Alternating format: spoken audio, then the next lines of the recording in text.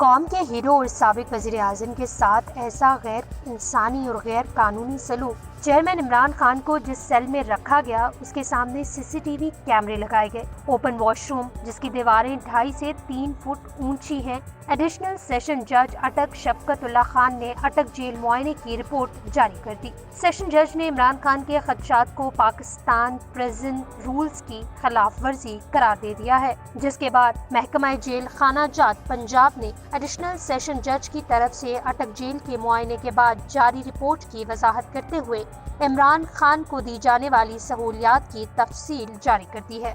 Jail میں عمران خان کے لیے نیا واش روم تعمیر، commode, wash basin, perfume, air freshener, تولیہ، ٹشو پیپر فراہم، دیواریں اونچی کر دی گئی، دروازے بھی نئے لگوا دیے گئے۔ کمرے میں بیڈ، تکیا، میٹرس، میز، کرسی، ایئر کولر، فروٹ، شہد، کھجوریں، جائے نماز، کتابیں اور اخبار میسر ہیں۔ محکمہ جیل خانہ جات پنجاب نے ایڈیشنل سیشن جج کی طرف سے اٹک جیل کے معائنے کے بعد جاری رپورٹ وضاحت کرتے ہوئے عمران خان کو دی جانے والی سہولیات کی تفصیل جاری کی۔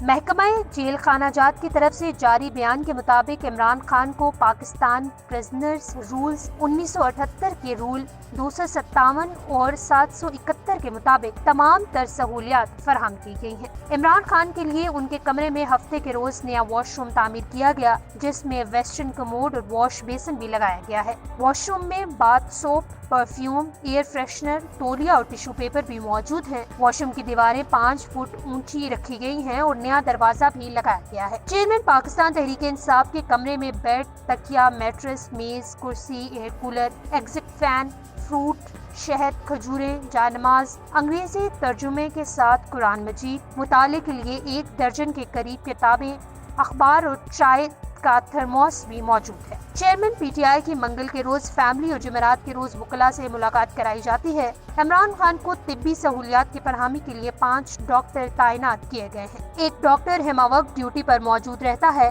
ڈاکٹر کی ہدایت کے مطابق اسپیشل خوراک دی جاتی ہے، جسے ڈاکٹرز چیک کرتے ہیں۔ عمران خان اور جیل سیکیورٹی کے لیے CCTV کیمرے عمران خان کے کمرے کے باہر اور برآمد میں نصب کیے گئے ہیں۔